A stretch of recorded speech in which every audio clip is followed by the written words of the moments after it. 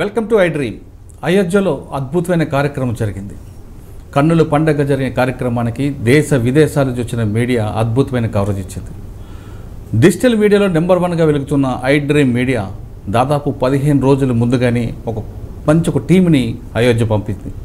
అంటే అయోధ్యలో చరిత్ర ఏంటి, అయోధ్యలో జరుగుతున్న కార్యక్రమాలు ఏంటి, అయోధ్యకి జరుగుతున్న కొత్త కార్యక్రమం అంటే రైల్వే స్టేషన్ కానీ, ఎయిర్పోర్ట్ కానీ, బస్ స్టాండ్ కానీ, అయోధ్య టెంపుల్ నిర్మాణం వెనక జరుగుతున్న కృషి, కథ, అన్ని విషయాలు తెలుసుకోవడానికి ఐ డ్రీమ్ ప్రేక్షకుల కోసం ప్రత్యేకంగా ఒక టీం పంపింది. ఆ టీం దాదాపు 3-4 రోజులు అక్కడే ఉన్నారు. అసలు అయోధ్య వెళ్ళే సమయంలో వాళ్ళు ఎంత కష్టపడ్డారు, అక్కడ కురుస్తున్న మంచులో వాళ్ళు ఎలా కష్టపడేది కవరేజ్ చేశారు అనే అంశాలతో పాటు అసలు అక్కడ ఎలాంటి స్టోరీస్ వచ్చాయి, ఆ స్టోరీస్ వల్ల ప్రజలకి ఏవి మనం మెసేజ్ ఇవ్వబోతున్న అనే విషయాల్ని ఆ టీం అందరికి పరిచయం చేస్తాం. మా టీం యొక్క వాళ్ళ ఎక్స్పీరియన్స్, వాళ్ళు చేసిన కార్యక్రమాలు, వాళ్ళు పడ్డ కష్టం అంతా కూడా చూపిస్తాం. ఆ ఐ డ్రీమ్ తరపున హైదరాబాద్ నుంచి అయోధ్య వెళ్ళిన ప్రత్యేక ట్రైన్ ఇప్పుడు మనతో ఉన్నారు. ఆ టీంలో జర్నలిస్ట్, అదేవిధంగా జర్నలిస్ట్ కమ్ యాంకర్స్తో పాటు వీడియో జర్నలిస్ట్ ఉన్నారు. ఇక్కడ హర్షినితో పాటు కవిత, వీళ్ళిద్దరూ జర్నలిస్టులు, యాంకర్లు. దాంతో ఆయనతో పాటు వీడియో జర్నలిస్ట్ రాజు, అశోక్, శ్రీకాంత్, ఈ నలుగురు కూడా ఐ డ్రీమ్లో సీనియర్ యాంకర్లు, సీనియర్ వీడియో జర్నలిస్ట్. ఈ నలుగురు దాదాపు 15 రోజుల క్రితమే అయోధ్య చేరుకున్నారు. చేరుకున్న తర్వాత అక్కడ ఎక్కడ స్టే చేశారు, లక్నో ఎయిర్పోర్ట్ దిగిన తర్వాత 150 కిలోమీటర్ దూరంలో ఉన్న అయోధ్యకి ఎలా చేరుకున్నారు, ట్రాన్స్పోర్ట్ ఎలా జరిగింది, అక్కడికి వెళ్ళిన తర్వాత ఆ టీం అంతా కూడా ఎలా డివైడ్ అయ్యి మొత్తం టోటల్గా అయోధ్య చరిత్రని మీ కళ్ళ ముందు ఉంచడానికి ఎంత కష్టపడే విషయాల్ని అడిగి తెలుసుకుందాం. ముందుగా ఇక్కడ హర్షిని ఉన్నారు. హర్షిని నమస్తే, కవిత నమస్తే, రాజు నమస్తే, శ్రీకాంత్ నమస్తే.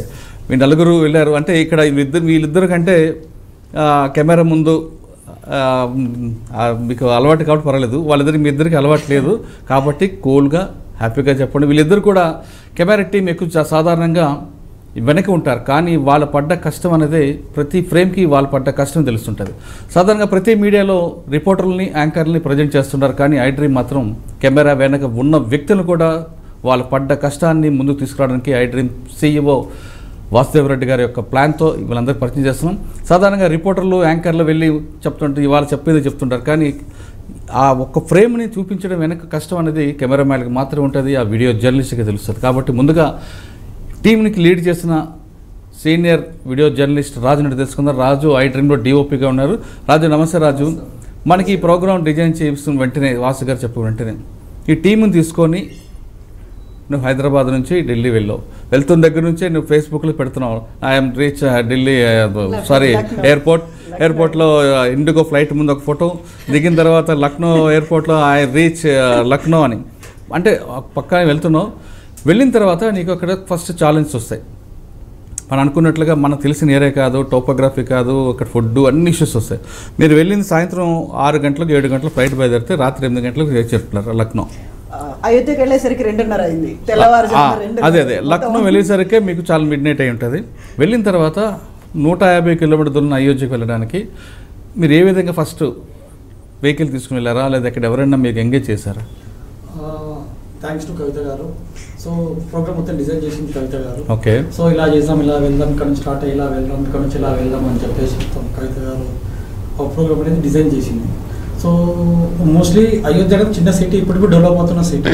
సో అక్కడ స్టే హోటల్స్ కానివ్వండి, ఫుడ్ కానీ అన్నీ అవగాహన లేదు ఎగ్జాక్ట్లీ.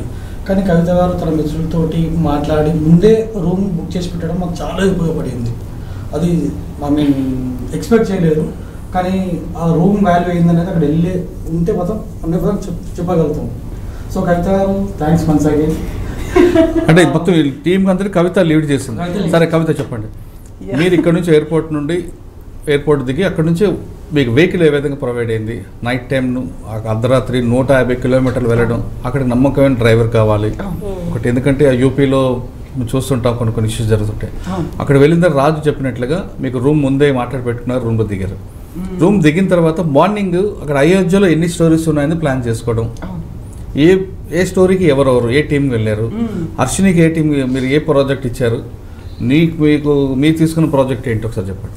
సో మేము లక్నో ఎయిర్పోర్ట్లో దిగేసరికి ఆల్మోస్ట్ 9:30 అయింది. మా కెమెరా ఎక్విప్మెంట్ ఇవన్నీ తీసుకుని అవి కలెక్ట్ చేసుకోవాలి, సపరేట్గా ఉంటాయి కాబట్టి వాటిని కలెక్ట్ చేసుకుని ఎయిర్పోర్ట్ బయటకు వచ్చేసరికి 10 అయింది. ఆ తర్వాత రాజు గారే వాళ్ళకి తెలిసిన ఒక ఆ డ్రైవర్ ఉన్నారు, ట్యాక్సీ ఉంది వాళ్ళ దగ్గర అని చూస్తే వాళ్ళు 6,000 అడిగారు అక్కడ నుంచి, ఆ లక్నో నుంచి మేము అయోధ్య దాకా వెళ్ళడానికి. అది చాలా ఎక్స్పెన్సివ్ అవుతుంది అనిపించి అప్పటికప్పుడు మేము ఊబర్లో బుక్ చేసుకున్నాము. అది ఆల్మోస్ట్ 3,000+ అయింది అంతే. చాలా తక్కువలోనే మేము అక్కడికి వెళ్ళగలిగాము. వెళ్ళేసరికి మాత్రం అక్కడికి కంప్లీట్గా ఒక ఫాగ్ అనేది ఉంది కాబట్టి రోడ్ అంతా మంచుతో నిండిపోయింది. అర్ధరాత్రి అందులో హెవీ వెహికల్స్ వస్తున్నాయి. ఇవన్నీ చాలా ఆలస్యంగానే వెళ్ళాల్సి వచ్చింది. చాలా నెమ్మదిగా స్లోగా, అందులో సేఫ్టీ సెక్యూర్డ్గా ఉండాలి కాబట్టి వెళ్ళేసరికి 2:30 అయింది. ఆ తర్వాత డిన్నర్ కూడా అక్కడ what is that break point అనే ఒక దాబాలో ఆగాము. అక్కడ ఆగి డిన్నర్ చేసుకుని వెళ్ళేసరికి ఇవన్నీ కలుపుకునేసరికి రూమ్కి వెళ్ళేసరికి 2:30 అయింది. అప్పటికే కంప్లీట్గా ఒక క్రౌడెడ్గా ఉంది, హెక్టిక్గా అందరూ షెడ్యూల్స్ పెట్టుకుని ఉన్నారు. రూమ్స్ దొరకడం కష్టమైంది. అనుకోకుండా అక్కడ తెలిసిన ఇంకొక టీం మెంబర్ వాళ్ళు ఉన్నారు, ఫ్రెండ్ వాళ్ళు ఉన్నారు అంటే వాళ్ళకి చెప్తే వాళ్ళు అదే రూమ్ హోటల్లో రూమ్స్ బుక్ చేశారు. నెక్స్ట్ డే మార్నింగ్ నుంచి మాకు 8 o'clockకి అనురాధ టింబర్స్ ఇంటర్నేషనల్ వాళ్ళు చేసినటువంటి డోర్స్ మహాద్వారాలు కవర్ చేయాలి. 9 o'clock కల్లా మేము అక్కడ ఉంటాం అనుకున్నాము. సో నలుగురము కలిసి అక్కడ బెస్ట్ పార్ట్ ఏంటంటే బ్యాటరీ ఆటోస్. ఆ చిన్న చిన్న గల్లీలు అక్కడ వర్క్ అవుతుంది కాబట్టి మనం క్యాబ్లో వెళ్ళలేమనుకొని నలుగురము కలిసి ఆ బ్యాటరీ ఆటోలోనే మాకు కావాల్సిన ఎక్విప్మెంట్ అంతా పెట్టుకుని ఆ చలిలో బయలుదేరి హార్డ్గా మేము ఉన్న 5 రోజుల్లో చూసింది 9 degrees సెంటిగ్రేడ్ని చూసాము. ఒక రకంగా విపరీతమైన వణుకు అనేది వచ్చింది. వెళ్ళిపోయి మార్నింగ్ 9 o'clock కల్లా మేము స్పాట్లో ఉండాలి కాబట్టి 2 టీమ్స్గా డివైడ్ అయిపోయాము. 2 ఉన్నాము, 2 కెమెరా పర్సన్స్ ఉన్నారు కాబట్టి ఎక్విప్మెంట్ అలాగే తీసుకెళ్ళాం కాబట్టి ఆ రోజు నుంచి మళ్ళీ మేము ఎయిర్పోర్ట్కి వచ్చే వరకు, లక్నోకి బయలుదేరే వరకు కూడా 2 టీములుగా డివైడ్ అయిపోయి స్టోరీస్ అంటూ చేస్తున్నాం. ఫస్ట్ మీరు ఎన్ని స్టోరీ ఐడెంటిఫై చేశారు అక్కడ? అంటే అయోధ్య చరిత్ర ఒకటి, అయోధ్యలో నిర్మాణం జరగడం అనుకోటి, బిహైండ్ ఆఫ్ అయోధ్య అని ఒకటి, తర్వాత అయోధ్య డెవలప్మెంట్స్ కూడా ఉన్నాయి అక్కడ, రైల్వే స్టేషన్ అన్నీ కూడా. తర్వాత ఆ ప్రాజెక్ట్ గురించి చెప్పే ఒక మంచి పర్సన్స్, కన్సర్న్ పర్సన్ అనేది రామతీర్థ క్షేత్ర ట్రస్ట్ కి సంబంధించి వాళ్ళు కావాలి, RSS వాళ్ళు ఉండాలి, VHP వాళ్ళు ఉండాలి. అక్కడ లిటిగెంట్స్ ఎవరైతే సుప్రీంకోర్టు దాకా వెళ్ళారో వాళ్ళ బైట్స్ కూడా, వాళ్ళ ఇంటర్వ్యూస్ కూడా తీసుకోవాల్సిన అవసరం ఉంది. బిగ్గెస్ట్ టాస్క్ ఏంటంటే మనం హిందీలో మాట్లాడతాము, వాళ్ళకి హిందీ తెలుసు కాబట్టి వాళ్ళు అవధి స్లాంగ్ లో మాట్లాడతారు. ఫాస్ట్ గా మాట్లాడడం, మనకి ఆ నెంబర్స్ కావచ్చు, అవధి స్లాంగ్ ని అర్థం చేసుకోవడానికి కూడా కొంచెం టైం పడుతుంది. ఎవరైతే ప్రాపర్ గా మాట్లాడారు. మీరు మొత్తం ఎన్ని ప్రాజెక్టులు డివైడ్ చేస్తారు దాన్ని? ఆల్మోస్ట్ ఒక 4.5 days లో మేము 50 స్టోరీస్ కవర్ చేసుకున్నాం. ఓవరాల్గా ఇప్పుడు జరుగుతున్నటువంటి డెవలప్మెంట్ ఏంటి, దీనికి ప్రీవియస్గా ఉన్నటువంటి హిస్టరీ ఏంటి, అక్కడికి వెళ్ళిన తర్వాత కేవలం అయోధ్య రామ్లల్లా అని రామ మందిరాన్ని చూడడం కాదు, చుట్టుపక్కల ఉన్నటువంటి సరౌండింగ్స్లో ఉన్నటువంటి దర్శనీయ స్థలాలు, మనకి రామాయణానికి రిలేటెడ్గా ఉన్నటువంటి ప్రాంతాలు ఏవేవైతే ఉన్నాయో వాటన్నిటిని కవర్ చేయాలి. సరయూ నదిని కవర్ చేయాల్సిన అవసరం ఉంటుంది, దశరథ మహారాజుని కవర్ చేయాలి, సీతాదేవికి కనక భవన్ అని కైకేయి ఇచ్చినటువంటి భవనం ఉంది, మణిపర్వత అనేది ఉంది, అక్కడ ఉన్నటువంటి సరస్సులు ఉన్నాయి, దేన్ని మిస్ చేసుకోవద్దు. అంటే ఇప్పుడు మీరు అన్ని ప్లాన్ చేశారు, మరి హర్షన్కి ఏ టాస్క్ ఇచ్చారు? సో అందరం అలా డివైడ్ అయిపోయాము. చెప్పండి హర్షన్, మీరు ఏం చేస్తారు? ఇవాళ ఎన్ని కవర్ చేసాము, ఎన్ని మీ రిమైనింగ్ ఉన్నాయి రేపటికి అనే దాంట్లో ఎవరు ఏ దారిలో వెళ్తే ఎక్కువ కవర్ చేయొచ్చు అని 2 టీంలుగా విడిపోయి, అంటే ఊరు మొత్తం ఇలా ఉంటుంది కాబట్టి ఒకళ్ళు ఈ వైపు వెళ్ళాం, ఒకళ్ళు ఈ వైపు వెళ్ళాం. ఈ దారిలో వెళ్ళిన వాళ్ళు ఏమేమి కవర్ చేసుకోవచ్చు అవి కవర్ చేసుకుని ఈవినింగ్కి రావడం. అంటే అక్కడ మ్యాక్సిమం 5-5:30కి పోతుంది, లైట్ పోతుంది. మనం మార్నింగ్ 9-9:30కి మీకు ఎగ్జాక్ట్గా బయటకు వెళ్ళి అక్కడ షూట్ చేయగల సిచ్యువేషన్స్ క్రియేట్ అవుతాయి మంచుకి. సో ఈ గ్యాప్లోనే ఎన్ని కవర్ చేయగలం. మ్యాక్సిమం మేము ప్లాన్ చేసుకున్న తర్వాత కూడా 1-2 డ్రాప్ చేయాల్సి వచ్చేది, నెక్స్ట్ డేకి పోస్ట్ పోన్ అవ్వాల్సి వచ్చేది క్లైమాటిక్ కండిషన్స్ వల్ల. సో ఫస్ట్ డే అయితే మొత్తం అందరం కలిసి వెళ్ళాము, కలిసి మొత్తం ఫస్ట్ డోర్స్ కి సంబంధించి మాత్రం మేము ఇద్దరము కలిసి చేసాము అక్కడ ఇంటరాక్షన్ అనేది. వాళ్ళకి మీకు బాగా గుర్తుండిపోయిన మంచి స్టోరీ చెప్పండి. ఫస్ట్ డేనే మేము జస్ట్ డోర్లు కవర్ చేయడానికి వెళ్ళాము, అంటే అంతా మంచి పనికి వెళ్తే అన్ని కలిసి వస్తాయి అన్నట్టుగా మేము అక్కడికి వెళ్ళి షూట్ చేస్తున్నాము. జనక్పురి నుండి జానకీదేవికి సారె తెచ్చారు వాళ్ళు సారె తెచ్చిన వాళ్ళు ఇంకా ఆల్మోస్ట్ వెళ్ళిపోతున్నారు అనమాట. అలా వెళ్ళిపోయేటప్పుడు బస్సు ఎక్కే ముందు ఇక్కడ ద్వారాలు ఉన్నాయి చూసుకొని వెళ్దామని చెప్పి వాళ్ళు రావడము. నేపాల్ మేయర్ మే ఇక్కడ షూట్ చేస్తున్నప్పుడు వాళ్ళు అసలు మేము క్యాప్చర్ చేసుకోలేకపోయాం. చాలా అద్భుతమైన ఫుటేజ్ అది, సారా తీసుకురావడం సీతాదేవి కోసం నేపాల్ నుండి. వాళ్ళు వెళ్ళిపోతూ మేము ఇట్లా పలానా చోట నుంచి వచ్చాము, సారా తీసుకొచ్చామంటే మాకు అది అక్కడికి వెళ్ళినందుకు ఆ స్టోరీ దొరికింది అనమాట. అది ప్లాన్డ్ కాదు, అలా కోయిన్సిడెంటల్గా జరిగింది. వెంటనే కవిత గారు అది ఫుటేజ్ తీసుకోవడము, అక్కడికి వెళ్ళి వాళ్ళు తెచ్చిన సార్ అంతా కూడా కవర్ చేయడం, అది చాలా అద్భుతంగా అనిపించింది మాకు. అలాగే ఫస్ట్ డే మేము ఒకటి ప్లాన్ చేసుకుంటే ఒకదాని తర్వాత ఒకటి ఇక్కడ రండి అని పిలిచి బండారాలు అయితే కొన్ని లక్షల మందికి సరిపోయే మన దేశంలో నుంచి వివిధ ప్రాంతాల నుంచి వచ్చిన బండారాలన్నీ అక్కడే పెట్టున్నారు. మళ్ళీ మీరు అది షూట్ చేశారు కదా, మరి ఇది షూట్ చేయరండి, ఇది రండి, మేము ఎలా సేవ చేయబోతున్నాం 22వ తారీఖున వచ్చిన ప్రజలకి ఫుడ్ ఎలా పెట్టబోతున్నాం అవి కూడా చూపించండి అని చెప్పి వాళ్ళు అటు తీసుకెళ్ళడం, అలా అన్ని కోఇన్సిడెన్షియల్గా ఇక్కడ నుంచి కూడా చాలా మంది ఫుడ్ తీసుకొని సప్లై చేశారు, వాళ్ళని ఎదురుపడ్డారా? అంటే స్పెసిఫిక్గా కనపడలేదు, అదంతా ఒక బండారంలా పెట్టున్నారు, ఒక పెద్ద గూడం అనమాట, ఎన్నో టన్నుల ఆయిల్, నూనె, నెయ్యి అవన్నీ కనిపించాయి అనమాట. అంటే మన తెలుగు పబ్లిక్ ఎవరైనా ఎదురయ్యారు అక్కడ డివోటీస్? అక్కడ ఉన్న దాంట్లో కూడా టీమ్ లీడ్స్ గా ఉన్న వాళ్ళు తెలుగు వాళ్ళు ఉన్నారు. విహెచ్పిలో central joint secretary Koteswara Sharma garu ఉన్నారు, ఐటీ లీడ్ చేస్తున్నటువంటి రవి గారు ఉన్నారు, అనురాధ టింబర్స్ ఇంటర్నేషనల్ వాళ్ళు డోర్స్ చేస్తున్న వాళ్ళు తెలుగు వాళ్ళు ఉన్నారు. మొత్తం మేము చేసిన దాంట్లో సగం తెలుగు పబ్లిక్తో వాళ్ళతో చేస్తే మిగతా సగం అంతా అక్కడ ఉన్నటువంటి అక్కడ లోకల్ స్పాట్స్, లోకల్ ఏరియాస్ ఏవైతే ఉన్నాయో వాటన్నిటిని చేసుకుంటూ వచ్చాము. అండ్ మోర్ ఓవర్ మా రాజు గారు ఉన్నారు కాబట్టి ఆయనకు అక్కడ ఉన్నటువంటి నేషనల్ మీడియాతో వాళ్ళ లింక్స్ అవన్నీ ఉన్నాయి కాబట్టి నేను శ్రీకాంత్ ఒక టీం అవుతే హర్షిని రాజు ఒక టీం అయిపోయారు. ప్రతిరోజు మాత్రం ఆ బ్యాటరీ ఆటోల్లోనే తిరుగుతూ వచ్చాం, లేకపోతే అన్ని కవర్ అవ్వకపోయేవి. శ్రీకాంత్ చెప్పు, నువ్వు ఏం చూసావు అక్కడ, నీ ఎక్స్పీరియన్స్ ఏంటి అక్కడ? అక్కడ నాకు సరైనది బాగా అనిపిస్తుంది సార్. సరైనది వెళ్ళినప్పుడు ప్రశాంతంగా వాతావరణం బాగుంది. వాతావరణం బాగుందా, తీయడానికి బాగుందా, కూర్చొని ఎంజాయ్ చేయడానికి బాగుందా? చూడడానికి బాగుంది, అక్కడికి వెళ్ళినందుకు హ్యాపీగా ఉంది. నీవు ఆ నది పరిసర కూర్చోడం బాగుంది, నీకు వర్క్లో అక్కడ ఏది బాగా నచ్చింది? గుప్తార్ ఘాట్, అదే తను చెప్తుంది గుప్తార్ ఘాట్. ఎక్కడంటే రామాయణానికి గుప్తార్ ఘాట్ కదా సరైనది, బోట్లో వెళ్ళింది. సో అక్కడ ఏంటంటే రామాయణానికి లింక్, అంటే రామావతారం అయిపోయిన తర్వాత జల సమాధి అవుతాడు రాముడు తన పరివారంతో కలిసి, అది గుప్తార్ ఘాట్ అంటారు.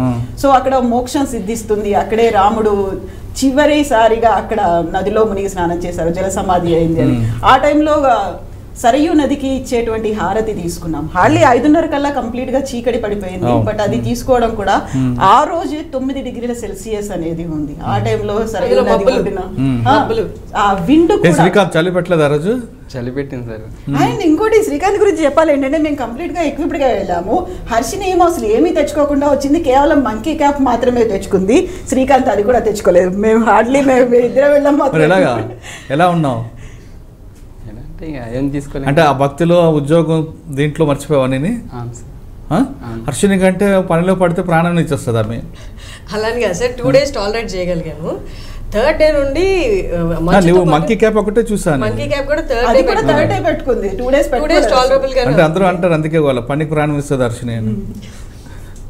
3rd day నుండి మబ్బులు వచ్చేసాయి అండ్ చలిగాలులు ఎక్కువైపోయాయి అనమాట, ఇంకా తట్టుకోలేక ఇంక వర్క్ అవ్వదు ఇట్లయితే అని 3rd day నుండి మేము కూడా కావాల్సిన థర్మల్స్ అవి కొనుక్కున్నాను. సరే, స్టోరీస్ మీరు డివైడ్ చేశాక కవిత, ఒకటి సరయూ నది, ఘాట్స్, ఇంకేం వచ్చాయి అక్కడ ఇన్పుట్స్? అక్కడ ఇప్పుడు రామ మందిరానికి సంబంధించి రామాయణానికి రిలేటెడ్గా ఉన్నటువంటి దశరథ మహల్ అనేది ఉంది. కనక్ మహల్ అంటే అది సీతమ్మ వారికి కైకేయి ఇచ్చినటువంటి బహుమతిగా ఉంది. ఆ తర్వాత దశరథ మహారాజు సమాధి అనేది ఉంది, అంటే 15 కిలోమీటర్ల దూరం అనేది ఉంటుంది మన అయోధ్య రామ మందిరానికి. ఆ తర్వాత అక్కడ ఉన్నటువంటి గుప్తార్ ఘాట్, సూర్యకుండ అనేది, ఇలాంటివన్నీ ఉన్నాయి. మణిపర్వతం ఉంది. ఇవన్నీ చూడడానికి దర్శనీయ స్థలాలు. కాకపోతే అక్కడికి వెళ్ళిన తర్వాత మనకి ప్రధానంగా కనిపించేది రామ మందిరం, హనుమాన్ గడి పక్కనే ఉంటుంది కాబట్టి అవి చూడడం అనేది ఉంటుంది. దీంతో పాటుగా చూడాల్సినవి కుషుడు కట్టించినటువంటి నాగేశ్వరనాథ్ దేవాలయం ఉంది. వాటన్నిటిని చూడాల్సిన అవసరం ఉంది, ఎందుకంటే అవన్నీ హిస్టరీతో లింక్ అయి ఉన్నాయి కాబట్టి. ఓకే రాజు, ఇప్పుడు అక్కడ సాయంత్రం 5 తర్వాత ఫాగ్, మార్నింగ్ 9 వరకు నీకు లైటింగ్ ఉండదు. ఇటువంటి లైటింగ్లో షూట్ చేయడానికి కానీ కొన్ని బైట్స్ తీసుకోవడానికి ఇబ్బంది వచ్చింది? 2 డిఫికల్టీస్ ఏంటంటే, ఫస్ట్ బ్యాడ్ లైట్, 5 అయిందంటే మొత్తం లైట్ అనేది కిల్ అయిపోతుంది. సెకండ్ వచ్చి చలి. ఆఫ్టర్ 5 గేర్ వేసుకొని వెళ్తేనే we can shoot proper. Camera చేతితో పట్టుకొని తీయాలి అంటే ప్రాపర్ గేర్ ఉంటేనే ప్రాపర్గా చేయగలుగుతాం. ఈ 2 అయితే చాలా డిఫికల్ట్ అనిపించింది. స్టార్టింగ్ డేస్ అయితే అసలు గేర్ ఏమి, అంటే గ్లౌజెస్ ఏమి వేసుకోలేకుండే, కెమెరా హ్యాండిల్లో పట్టుకుంటే షేక్ అయిపోవడము కొంచెం. కానీ ఆ టైంలో మార్నింగ్ అవర్స్లో సన్ రైజ్ తీసేవారు. మార్నింగ్ సండే కనపడలేదు మాకు, మధ్యాహ్నం 1 o'clock రైజ్ ఏం కనపడదు, మా బొబ్బుల్లో ఎక్కడో ఉంటుంది. మనకి కొంచెం చలి తగ్గుతుందంటే చంద్రుడు వచ్చాడు, సూర్యుడు వచ్చాడులే అన్నట్టు అనిపిస్తుంది. ఫాగ్ ప్రతి కెమెరామెన్కి ది బెస్ట్ ఏంటంటే సన్ రైజ్ అండ్ సన్సెట్ తీయడం. అవును. ఒక నైస్ బ్యాక్గ్రౌండ్ పెట్టి సన్ రైజ్ చేస్తే కెమెరా పర్ఫెక్ట్ సన్ రైజ్ వస్తే కెమెరామెన్కి ఆ డే వెళ్ళినట్టే. సన్సెట్ కూడా సేమ్ ఫీలింగ్, అరే day morning sunrise, evening sunset ఇవి రెండు తీయడం ఒక ప్రతి కెమెరామెన్కి డ్రీమ్ ఉంటుంది బ్యూటిఫుల్ ప్లేసెస్కి వెళ్ళినప్పుడు. కానీ అన్ఫార్చునేట్ నాకు అది రాలేదు, ఎందుకంటే కంప్లీట్ ఫాగ్ మంచుతో కూడిపోయి అస్సలు అదొకటి మాత్రం డిసడ్వాంటేజ్ ఉంది. సో లెట్స్ సీ, మళ్ళీ రాముడు ఎప్పుడు పిలుస్తాం, మళ్ళీ వెళ్ళేసి బ్యాక్గ్రౌండ్ లో సన్ రైజ్ సన్సెట్ చేయడం మాత్రం ఎప్పటికీ ఉంది. అది కళ అవుతుంది. అర్షిని అక్కడ స్టోరీస్ మీద కవిత మంచి స్టోరీస్ చెప్పింది. అంటే రామాయణకి లింక్ దాని చుట్టూ ఏమున్నాయని. రాముడు తర్వాత అంటే అయోధ్య రామ మందిర్ తర్వాత ఎలాంటి ఏర్పాట్లు జరుగుతున్నాయి, వచ్చిన డివోట్స్కి ఎటువంటి ఫెసిలిటీస్ ఉన్నాయి, ట్రాఫిక్ కానీ లా అండ్ ఆర్డర్ విషయంలో కానీ వాటి మీద స్టోరీస్ చేసాం. చేశాను సార్. ట్రాఫిక్ అయితే వాళ్ళకి తెలుసు అండ్ వెళ్ళబోయే జనాలకు కూడా తెలుస్తుంది. ట్రాఫిక్ అనేది ఇంకొక 2-3 years పడుతుంది సార్. చిన్న గల్లీలు అది ఎక్స్పాండ్ చేయాలంటే ఇప్పట్లో అయ్యే పని కాదు. అలాగే వచ్చిన వాళ్ళకి వసతి బాగా ఉండేటట్టు బయట నుంచి వచ్చిన సాధువులకైతే సపరేట్గా 5 కుటీరాలు, పెద్ద కుటీరాలు ఏర్పాటు చేశారు. అదంతా ట్రస్టే చూసుకుంటుంది. అది కాకుండా జనాలకైతే చాలా వరకు ఎవరికి అలవాట్లేదు ఈ 22nd వరకు అయితే. 23rd నుంచి ఎలా ఉంది వాళ్ళకైతే ఇప్పుడున్న కొద్ది గొప్ప హోటల్స్తో అయితే సరిపెట్టుకోవచ్చు. తాజ్ వీళ్ళందరూ కూడా కొంచెం అయోధ్యకి ఒక 5 kilometers తర్వాత 5-star hotels 3-star hotels begin చేయబోతున్నారు కట్టడం. అవి కాకుండా చిన్న హోటల్స్లో అయితే సరిపెట్టుకోవచ్చు. 1-2 మంచివి అయితే ఉన్నాయి. ఇవి కాకుండా ఇంకో మంచి స్టోరీ కవర్ చేసింది ఏంటి అంటే బాబ్రీ మసీద్ కూల్చివేతల్లో ఉన్నవాళ్ళు, అంటే ఇక్కడ రామ మందిరం ఉంది అని చెప్పి వాళ్ళు కర్సేవ వాళ్ళు వచ్చినారు. వాళ్ళలో కొంతమంది ఎవరైతే ఫైట్ చేశారో ఆ రోజు టూంబ్ ఎక్కి వాళ్ళకి అక్కడే ఉన్నారు, ఇంకా 2-3 ఉన్నారు. ఒకరికి ఇన్విటేషన్ వెళ్ళలేదన్నమాట. ఆయన మేజర్, ఆయన ఎక్కడో ఇప్పుడు ఢిల్లీలో ఉన్నారు. ఆయనంతా ఇప్పుడు పునఃప్రారంభం అవుతుంది మందిరం అని చెప్పేసి ఆయనంతకి ఆయనే వచ్చి నాకు ఇన్విటేషన్ ఇవ్వలేదేంటి, నేను కూడా ఒక పార్ట్ కదా, మేజర్ పార్ట్ కదా అని చెప్పి ఆయన రావడము. ఆయన మనకి వీడియోలోనే ఫొటోసే దొరికాయి, ఆయన అవైలబుల్ రాలేదు. బట్ ఒక ఆయన అక్కడే ఉన్నారనమాట. ఎవరైతే టూంబేకి ఆ కూల్చివేతలో కింద పడి వెన్నుపూస విరక్కొట్టుకొని ఇప్పుడే రామ మందిరాలు చాలా ఉంటాయి అక్కడ. ఒక మందిరంలో ఆయన కూర్చొని అక్కడే ఆయన జీవనం వెళ్ళదీస్తున్నారు. ఆయన ఆల్మోస్ట్ ఒక 85 ఏళ్ళు ఉంటాయి ఆయనకి. సో ఇవన్నీ బాగా నచ్చింది. వాళ్ళు వాళ్ళ కళతో చూసిన స్టోరీలు అన్నీ చెప్పారనమాట. అక్కడ ఏముంది, ఎలా ఉంది. మనకు బయట ఇక్కడ ఉన్న వాళ్ళందరికీ, అయోధ్య నుండి బయటకు వచ్చిన వాళ్ళందరికీ ఎప్పుడు అక్కడ హిందూ ముస్లింల మధ్య ఎప్పుడు తీవ్రమైన గొడవలు జరుగుతూ ఉంటాయి. ఎప్పుడు అక్కడ అసలు అలాంటి వాతావరణమే లేదు అక్కడ. ఎవరి పాటికి వాళ్ళ పనుల్లో ఉన్నారు. జస్ట్ ఆ గుడి దగ్గరికి ఎవరైతే పోరాటం చేస్తున్నారో మాది అని, అంతేగాని వారి జీవన శైలి అంతా నార్మల్గానే ఉంది. ఎవరి పాటికి వాళ్ళ పనులకు వెళ్తున్నారు వాళ్ళది. అది చిన్న ప్రాంతం అండి, అసలు ఇలాంటి ఫెసిలిటీస్ లేదు. మేము వెళ్ళే వరకు ఒక 1 year ముందు వరకు కూడా స్ట్రీట్ లైట్స్ కూడా లేవంట. ఇప్పటికీ కాలువలు ఇంటి ముందు నుంచే పోతున్నాయి. చాలా అన్హైజీన్ ఉంది మొత్తం. మీరు అన్నట్టు కన్స్ట్రక్షన్ మొత్తం నీట్గా ఒక పుణ్యక్షేత్రానికి వెళ్ళి ఉండాల్సిన ఫెసిలిటీస్ అన్ని నాకు తెలిసి ఇంకా 2-3 years అయితే పడతాయి. అసౌకర్యం అయితే కలుగుతుంది ఇప్పుడు వెళ్ళే వాళ్ళు. నచ్చిన స్టోరీ చెప్పు. నాకు నచ్చింది అంటే అయోధ్య అంతా కూడా ప్రతిదీ క్యాప్చర్ చేయదగ్గది, ప్రతిదీ మనం దర్శించదగ్గదిలాగా అనిపించింది. ఎందుకంటే రాముడిని మన నుంచి విడదీయలేము, రామాయణము అయోధ్య అనేది అలా విడదీసి చూడలేము. మొత్తం అంతా దాంతోనే రిలేట్ అయ్యి ఉంటుంది. కాబట్టి ప్రతిదీ కూడా ఇంకేదో మిగిలిపోయినట్టుంది. మేము ఉన్నటువంటి 4.5 daysలో ఆల్మోస్ట్ 50 stories చేసినప్పుడు ఇంకా ఇది ఉంది, ఇంకెవరినో కలవాల్సి ఉండే, వీళ్ళని టచ్ చేసి ఉంటే బాగుండేది, ఆ ప్రాంతానికి వెళ్ళుంటే బాగుండేది, ఇలాంటివన్నీ ఉన్నాయి. అందులో మెజారిటీ చంపత్ రాయ్ గారు రామతీర్థ క్షేత్ర ట్రస్ట్కి సంబంధించి ఆయన కీ రోల్ ఎలా ప్లే చేశారు, ఆ తర్వాత అందరినీ ఒక దగ్గరికి ఎలా తీసుకొచ్చారు అనే దాంతోపాటుగా సుప్రీంకోర్టులో బాబ్రీ మసీద్కి సంబంధించి ఫైట్ చేసినటువంటి హషీం అన్సారీ, ఆయన చనిపోయారు, వాళ్ళ అబ్బాయి ఉన్నారు ఇక్బాల్ అన్సారీ అని, ఆయన మెయిన్ లిటిగెంట్గా ఉన్నారు, సుప్రీంకోర్టు దాకా వెళ్ళారు. ఆయన ఇంటర్వ్యూ కూడా తీసుకున్నాము. ఆయనకు కూడా స్పెషల్ ఇన్విటేషన్ వచ్చింది. శిలాన్యాస్ రోజు ఆయన అటెండ్ అయ్యారు. ఆ తర్వాత ప్రధానమంత్రి నరేంద్ర మోదీ వచ్చినప్పుడు ఆయన మీద పూలు చల్లారు. ఆ తర్వాత ఆయనకి ఇన్విటేషన్ వచ్చింది, స్పెషల్ ఇన్విటేషన్ అనేది. సో ఆయనతో కూడా మాట్లాడడం అనేది ఎన్ని చేసినా ఇంకా ఉన్నాయి అనిపించింది. అండ్ మోరోవర్ ఏంటంటే మేము అక్కడికి వెళ్ళి రామ్ మందిర్లో టెంపుల్లో ఆ దర్శనం కూడా చేసుకుంటే బాగుండేది అని ఇక్కడ నుంచి స్పెషల్ ఒక పర్మిషన్ లెటర్ కూడా తీసుకెళ్ళాము. కాకపోతే అక్కడంతా రెడ్ జోన్ లాగా వచ్చేసింది, స్పెషల్ సెక్యూరిటీ ఫోర్స్ అధీనంలోకి వెళ్ళింది కాబట్టి we can't allow you inside అని చెప్పారు. అవును, అదొక్కటి మేము మిస్ అయ్యాము అనేది అనిపించింది. ఇప్పుడు రెడ్ ఆటో బ్యాటరీ ఆటోస్ అన్నమాట. సో వాటిలో వెళ్తేనే మనం ఏదైనా కవర్ చేసుకోగలం. మనం కార్లో వెళ్దాం, ఫెసిలిటీ మన కంఫర్ట్ చూసుకుందాం అంటే అసలు ఏది కవర్ చేయలేము అనమాట. శ్రీకాంత్ చెప్పు, ఒక మీడియా తరపున వెళ్ళావు, ఐ డ్రీమ్ తరపున సాధారణంగా అవుట్డోర్ వెళ్ళడం అనేది జరుగుతుంటాయి, అవును సార్. కానీ అంత దూరం వెళ్ళి మంచి వాతావరణంలో పనిచేయడం అనేది నీ ఫీలింగ్ ఏంటి? సార్ అక్కడ మార్నింగ్ 6 o'clock స్నానం చేసిన సార్. చలిలో అంత చలిలో అండ్ ఇంకోటి ఇద్దరు కలిసి సరైన నదిలో స్నానం చేశారు. ఓకే, అంటే అంత దూరం వెళ్ళినప్పుడు సరియు నదిలో స్నానం చేయడం అంత చలిలో కూడా స్నానం చేసిన. అంత చలి వేయలేదు అప్పుడు? అంతేం అనిపించలేదు అప్పుడు. అంటే ఫస్ట్ పుడక చాలా అడ్జస్ట్ ఉంటాయి, రావడం అనేది బాగా ఎంజాయ్ చేస్తావా? ఓకే కవిత, ఇప్పుడు అక్కడికి వచ్చిన తర్వాత ఫుడ్ విషయం తీసుకుందాం. ఇక్కడ మన అందరం అన్నం పప్పు ఆవకాయతో వెళ్తాం, అక్కడ చపాతి, ఆలు మటర్, చోలే భటోరే, పన్నీర్ బటర్ మసాలా లేదా దాల్ తక్కడ. మరి అడ్జస్ట్ అయ్యారా? ఒకటి ఉంది సార్, మానస్ భవన్ అని, మన సౌత్ ఇండియా ఫుడ్ సప్లై చేసేది. సో ఏ రోజు వదిలిపెట్టకుండా బ్రేక్ఫాస్ట్ అక్కడే చేసాం. South India food. అక్కడ వాళ్ళు అడుగుతారు దక్షిణ ఫుడ్ కావాలా లేకపోతే వాళ్ళ సైడ్ ది కావాలా, దక్షిణ. అక్కడ చాలా బాగుంది, మన ఉడిపి వాళ్ళది అనమాట. సో పేరు కూడా దక్షిణ అనే పెట్టారు. ఫుడ్ ప్రాబ్లం అంటే మాకు మార్నింగ్ బ్రేక్ఫాస్ట్ ఏమో మానస్ భవన్ లో చేసేవాళ్ళం, పేరు కూడా దక్షిణ అనేది ఉంది. మనకి ఇక్కడ ఇడ్లీ వడ దోశ అన్ని ఉండేవి, ఇంక్లూడింగ్ పులిహోర కూడా. తనకు కావాలనుకుంటే ఆ రోజు పులిహోర కూడా ఉంది అక్కడ. సో ఇవన్నీ ఉన్నాయి. ఆ తర్వాత ఒక పెద్ద హోటల్ ఉంది ద రామాయణ అని, అక్కడ మాత్రం డిన్నర్స్ చేసాం మేము, డైలీ డిన్నర్. విజయవాడలో పెట్టారు కదా రెస్టారెంట్ ఒకటి, ఇది రామాయణ వాళ్ళు పెట్టారు. ఓకే, అక్కడ కూడా బాగుంటుంది ఫుడ్. అయితే మాకేంటంటే రెండే పేర్లు చెప్పారు. అక్కడికి వెళ్ళినప్పుడు మన సౌత్ ఇండియన్స్ పర్టికులర్ గా తెలుగు వాళ్ళకి కావాల్సినటువంటి ఫుడ్ అంటే ఇక్కడ తినడానికి అలవాటు పడ్డమని చాలా తక్కువ పడుతుంది, మీకు ఆ టేస్ట్ కూడా దొరకదు. మీకు లక్నో నుండి అయోధ్య వెళ్తున్నప్పుడు అసలు ఈ పప్పు డాబా అని ఒకటి ఉంటుంది, తిన్నారు ఎప్పుడైనా?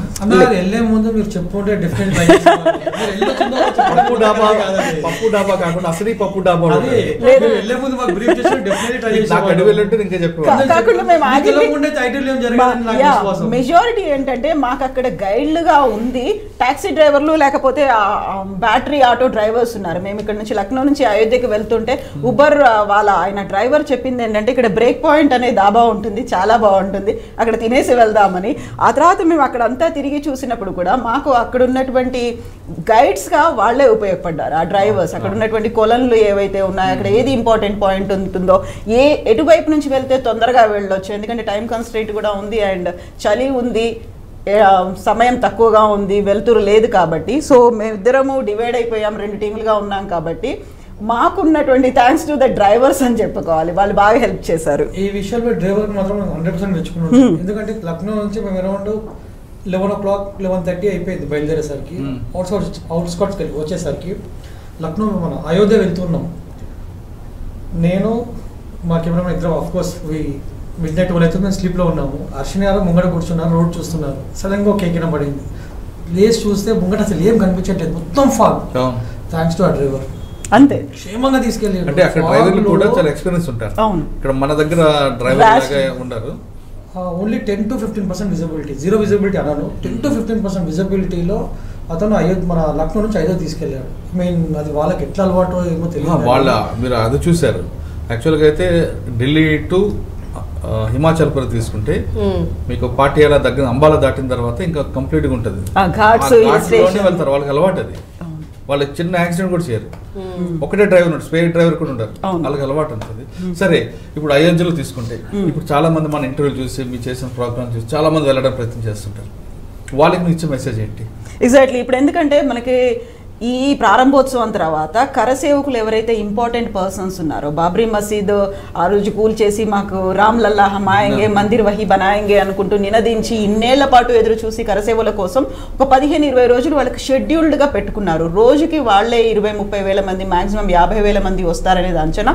దీంతో పాటుగా సామాన్య భక్తులు కూడా 1 లక్ష అనుకుంటే కాదు, ఆ నెంబర్ పెరిగింది, డైలీ 2-3 లక్షల మంది వచ్చే అవకాశం ఉందని భావిస్తోంది రామతీర్థ క్షేత్ర ట్రస్ట్.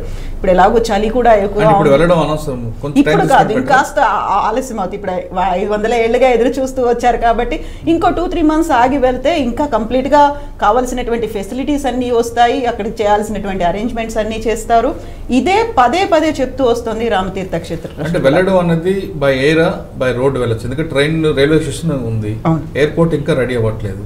ఎయిర్పోర్ట్ రెడీ అయింది, కాకపోతే హైదరాబాద్ నుంచి డైరెక్ట్ ఫ్లైట్ లేదు, అక్కడ నుంచి ఫ్రైడే పెడతామంటున్నారు కదా, ఇంకా స్టార్ట్ అవ్వలేదు. వెళ్తే వయా బెంగళూరు కానీ బాంబే, ఢిల్లీ నుంచి వెళ్ళాల్సిన ట్రైన్ కానీ ఇప్పుడు కన్నా కొంత గ్యాప్ తీసుకెళ్ళడం అనేది సేఫ్. ఎగ్జాక్ట్లీ లైక్ హర్షిని అక్కడ తిరుపతి నుండి లడ్డూలు ఇవ్వడానికి దానికి ఏర్పాటు చేశారు, వావేని నోటీస్ చేసావు? నాకు తెలియదు. తిరుపతి నుంచి లడ్డూలు మొన్న వెళ్ళాయి. భూమన కరుణాకర్ రెడ్డి గారు పెద్ద సైజ్ కాదు, మనకి తిరుపతిలో చిన్న చిన్నవి 25 గ్రాముల లడ్డూలు అనేవి మొన్న తీసుకుని వెళ్ళారు. కాకపోతే ఇప్పటిదాకా రామతీర్థ క్షేత్ర ట్రస్ట్ అనేది ఒక డొనేషన్స్ ఓపెన్ చేసింది, ఒక QR కోడ్ ఆన్లైన్ లో. అలా కాకుండా స్వచ్ఛందంగా అభిమానంతో పంపించేటువంటి కానుకలు ఉన్నాయే, అవి మామూలుగా 500 కేజీల గంటే పెద్దది అనుకుంటే 2000 కేజీల గంట కనిపించింది. నిన్న వచ్చినటువంటి తాళం కూడా అది చూస్తే ఆల్మోస్ట్ ఒక 100 కేజీలు 200 కేజీల తాళం. ఇక్కడ ఉన్నటువంటి ఇది మనకు కనిపిస్తోందంతా ఇది జనక్పూర్ నుంచి సీతామయ్య కోసం వచ్చినటువంటి కానుకలు అవన్నీ కూడా, చీరా సారే అవన్నీ. యా మరి సో ఇక్కడ ఈ టీం కనిపిస్తోంది ఏంటంటే డోర్ మేకర్స్ వీళ్ళందరూ, తెల్ల బట్టలతో ఉన్న అతను తమిళనాడు నుంచి వచ్చిన వాళ్ళు, వీళ్ళంతా అక్కడ డోర్ మేకర్స్. అక్కడ ఉన్నటువంటి డిఫరెంట్ ఎస్ అది బ్యాటరీ ఆటో, దాంట్లో కనుక వెళ్ళినట్టయితే ఈజీగా కంఫర్టబుల్ రైడ్ అనేది ఉంటుంది. ఆఫ్ కోర్స్ వాళ్ళ ఫ్యామిలీ మెంబర్. సో అది చాలా ఫ్లెక్సిబుల్ గా ఉంటుంది, ఎందుకంటే ఇక్కడ మనకు కనిపిస్తున్న టీం అంతా వీళ్ళు డోర్ మేకర్స్. ఇప్పుడు యాదాద్రిలో వాళ్లే చేశారు, ఆ తర్వాత అనంత పద్మనాభునికి చేశారు, మధ్యలో ఉంది అనురాధ ఆయన శరత్ బాబు. సో ఇది అయోధ్య మందిర్ కి సంబంధించి దాని లోపల మందిరం. సో రామ్ కి బేడి అని అక్కడ సరయూ నదికి సంబంధించి ఓవరాల్ గా light and sound and light show అవుతుంది, లేజర్ షో అవుతుంది. మధ్యలో ఉన్నటువంటి ఇవన్నీ కూడా డెవలప్ అయ్యాయి. అండ్ అక్కడ మెట్లకు సంబంధించి చూస్తే దీపావళి రోజు పెద్ద ఎత్తున దీపోత్సవం అవుతుంది. తను చంపత్ రాయ్ గారు వెరీ ఫస్ట్ ఇంటర్వ్యూ తెలుగు మీడియాకి ఇచ్చారు, అది మనకిచ్చారు ఆయన. దాంతోపాటుగా ఇక్బాల్ అన్సారీ గారిది కూడా. ఓకే, కానీ ఇప్పుడు కొంతకాలం గ్యాప్ తీసుకుని చెప్తున్నారు. ఇంకా మీరు దాదాపు 5 రోజులు ఉన్నారు అక్కడ, ఇంకా ఏం చేస్తే అయోధ్య ఇంకా డెవలప్ అవుతుంది అనేది ఐడెంటిఫై చేశారా ఇద్దరులో ఎవరైనా?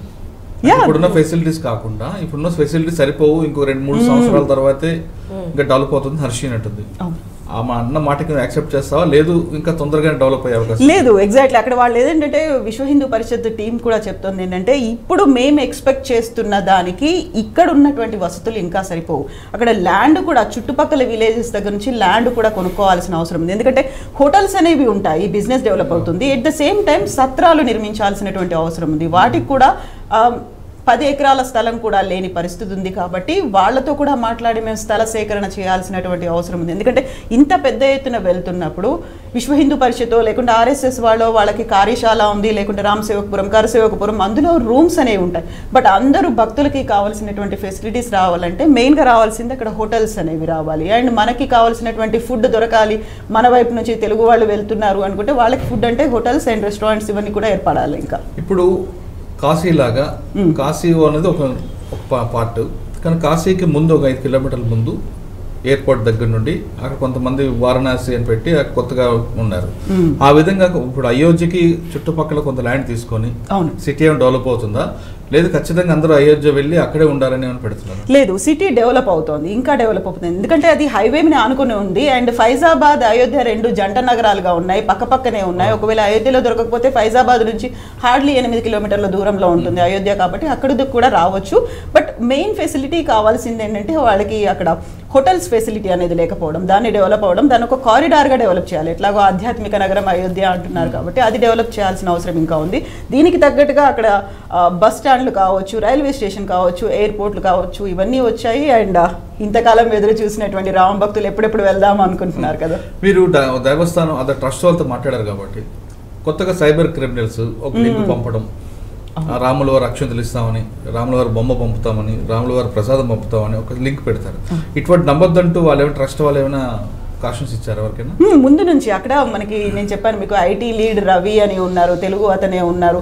వీటికి సంబంధించి అవేర్నెస్ అనేది ముందు నుంచి ఉన్నారు. ఎట్ ద సేమ్ టైం అక్కడ ఉన్నటువంటి వాళ్ళు తీసుకోవాల్సినటువంటి జాగ్రత్తలు ఏంటి అనే దాని మీద కూడా వాళ్ళు అవేర్నెస్ క్యాంప్స్ అనేవి పెడుతూనే వచ్చారు. మన దగ్గర నుంచి సౌత్ నుంచి నార్త్ నుంచి చాలా మంది భక్తులు వెళ్తుంటారు. వెళ్ళిన వాళ్ళకి ఆ లాంగ్వేజ్ తగ్గట్టు సూచనలు చెప్పడం, రిసెప్షన్ సెంటర్ కానీ లేదా వాళ్ళకి కావాల్సిన ఫెసిలిటీ ఇవ్వడానికి ఎక్కడైనా ఏర్పాటు చేస్తున్నారు?